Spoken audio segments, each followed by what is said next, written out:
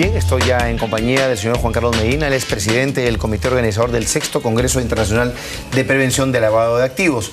Delito que, como ustedes saben, el día de hoy viene suscitando el interés y la preocupación de las autoridades, de las instituciones del sistema financiero, de nosotros los usuarios, porque ha crecido, se ha diversificado, se ha sofisticado, y las medidas que hasta ahora existen, si bien han generado algún tipo de resultado importante, este nivel de dinámica que alcanza el delito requiere de un esfuerzo bastante mayor de parte de todos nosotros, en especial del sistema financiero y las autoridades. Por eso hemos invitado al señor Medina para que nos cuente justamente qué se ha discutido en este sexto Congreso de Prevención contra el Lavado de Activos, tanto en el nivel regulatorio como en el nivel de las acciones. ¿Cómo está, Juan Carlos? Buenas tardes. Bien, Mario, muchas gracias. Cuéntanos, por favor, ¿qué se discutió en este Congreso, digamos, tanto a nivel de cambio regulatorio normativo como a nivel de acciones concertadas? En realidad es un evento que cada año se presenta como una mejor alternativa de capacitación en el mercado nacional, en el mercado local, respecto de todas las entidades que estamos sujetas a esta regulación del lavado de activos, ¿no?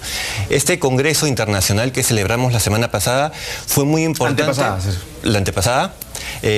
Fue muy importante por el hecho de poder haber congregado incluso a otras entidades que no son financieras, pero que también están involucradas en la prevención del lavado de activos, ¿no?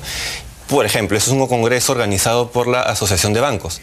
Sin embargo, hemos tenido participación de empresas inmobiliarias, participación de empresas mineras, de empresas de cambio de venta de divisas, en general, todas aquellas entidades que están relacionadas a la prevención del lavado de activos, pero que de repente, de una u otra manera, todavía no se encuentran tan desarrollados como la banca. ¿Qué crees tú que el Perú ha logrado como forma importante en la lucha contra el lavado de activos en materia de prevención o acciones concretas de represión de este delito hasta el día de hoy? ¿Cuál es nuestra situación como país frente a otros de la región? ¿Y cuál es la agenda pendiente? ¿Qué hay que mejorar? ¿Qué cree? Imagino que esto ha surgido en el debate en el Congreso. Sí, claro que sí. Bueno, como país hemos logrado cosas muy importantes, como por ejemplo el haber logrado la cohesión tanto del aspecto regulador como del aspecto regulado. En muchas realidades latinoamericanas puede darse estar disociados lo que es el aspecto del regulador que emite normativa, que muchas veces la banca en la práctica les es difícil cumplir. Entonces nosotros hemos avanzado mucho porque trabajamos muy de la mano con la Unidad de Inteligencia Financiera, Superintendencia Adjunta de la SBS, la cual se encarga de recibir nuestros reportes de operación sospechosa y poder analizarlos. Por decir una cifra, por ejemplo, a nivel macro, más o menos desde el año 2007 a la fecha, la Unidad de Inteligencia Financiera, según sus cifras oficiales, ya lleva analizando más o menos 9.000 millones de dólares de operaciones de lavado de activos aquí en Perú. ¿Y cuánto es el estimado, Juan Carlos, que tienen ustedes como la UIF y las autoridades en cuanto a la magnitud que tiene el delito de lavado de activos anual? Claro, en general, la información el número que te acabo de comentar son las cifras que están reportadas y están analizadas. Evidentemente habría un poco más, definitivamente, que todavía no están involucradas, pero eso está relacionado a la estrategia que como país estamos estableciendo. Ya, pero no tenemos un estimado del volumen de este delito a nivel anual promedio en el Perú, porque tú me estás hablando de los delitos, de aquellos casos que ya están reportados y que están siendo investigados. Pero ¿cuál es la dimensión de lavado de activos en el Perú? Más o menos, ¿cuál es el estimado que se tiene anualmente? Yo podría soltar a título personal un estimado más o menos, de repente podría ser un 50% más todavía, ¿no? O sea, estamos hablando de... Sí, más o menos unos 15.000 millones. 15.000 millones de dólares anuales. No, del acumulado, desde el año 2007. Sí. Ya. Lo que sucede es que estas cifras se manejan desde acumulativas porque no es lamentablemente no tenemos todavía una rapidez para la evaluación y la investigación de operaciones. Ya. O sea, ¿cuál es el procedimiento que existe? Una entidad regulada como un banco, por ejemplo, detectamos operaciones que puedan ser sospechosas de lavado de activos. Esto pasa a una siguiente etapa con la Unidad de Inteligencia Financiera, la cual hace un análisis adicional y además junta toda la información que pueda conseguir a nivel del sistema financiero. Recordemos que los reportes que emitimos los bancos son reportes confidenciales y además son reportes que ninguna otra entidad del sistema los conoce. O sea, podríamos hacer un cálculo que el delito podría andar en el orden de entre los 2.000 y 3.000 millones de dólares anuales promedio, ¿no? Eso tiene cierta estacionalidad y además depende mucho también del contexto económico de cada país. Por ejemplo, a nivel Perú tenemos un delito precedente al lavado de activos que está lamentablemente en moda, digamos, ¿no? Que viene a ser la minería ilegal.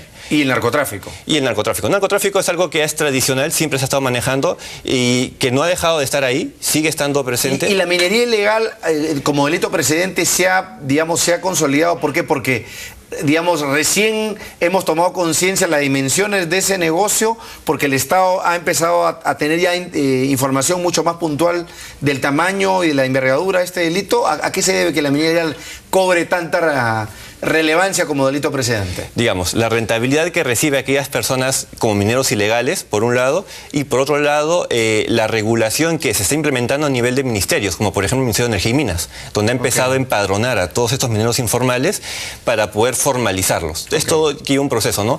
Digamos, ¿cuál es la estrategia que hemos tomado la banca? La estrategia que hemos tomado es la que poder monitorear no solamente a estos mineros informales, porque estos mineros informales muchas veces no trabajan con la banca. Un minero informal se siente más tranquilo a veces manejando un maletín lleno de efectivo que utilizar una tarjeta de débito, una tarjeta de crédito.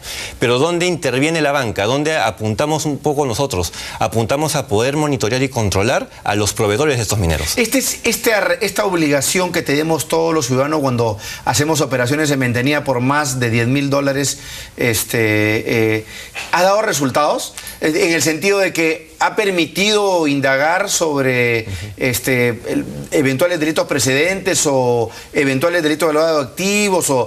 Creo que lo que más ha servido, creo que es a la SUNAT en cuanto de balance patrimonial, pero no necesariamente para el tema de lavado de activos. No sé si corrígeme esto, Juan Carlos. Mira, Mario, justo para comentarte, es un tema muy interesante porque justo muchas de las personas a nivel de la sociedad perciben el tema del registro de esas operaciones como por un tema de SUNAT. Para empezar, este registro de operaciones no está relacionado con SUNAT.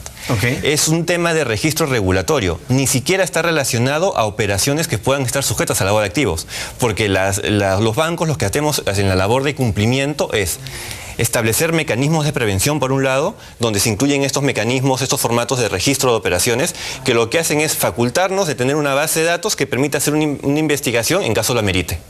Y por otro lado tenemos lo que es el análisis de operaciones. O sea, detente un ratito para explicar eso en sencillo. Eso quiere decir que cuando una persona va a la ventanilla, deposita 11.500 o 10.500 dólares, ese registro no es que ustedes inmediatamente lo manden a la UIF o a SUNAT. No. Queda en el banco. Queda en el banco. Entonces, ustedes esa información recién la van a entregar cuando o la SUNAT o la UIF o algún juez o alguna entidad le solicita, dice, oye, quiero saber cuál es el movimiento de Juan Carlos Medina en los últimos 2 años. Entonces, ahí ustedes que recién le dan la información. Sí, porque así operan. De acuerdo, porque eso sería parte del secreto bancario. Claro, nosotros podemos levantarlo a un derecho constitucional. Podemos levantarlo, siempre hay una medida judicial. Mientras no haya medida judicial o no lo haga la superintendencia en su labor de supervisión, porque la superintendencia lo puede pedir, pero siempre y cuando esté haciéndolo en su labor de análisis y de supervisión, lo podemos proporcionar. Si nadie nos lo pide, el banco lo tiene consigo y lo conserva durante 10 años, ¿no? Ya. Ahora, estos más de 9.000 millones de dólares que ha reportado la UIF de gente investigada, ¿cuántas personas, empresas están involucradas en esa investigación, solamente a nivel agregado?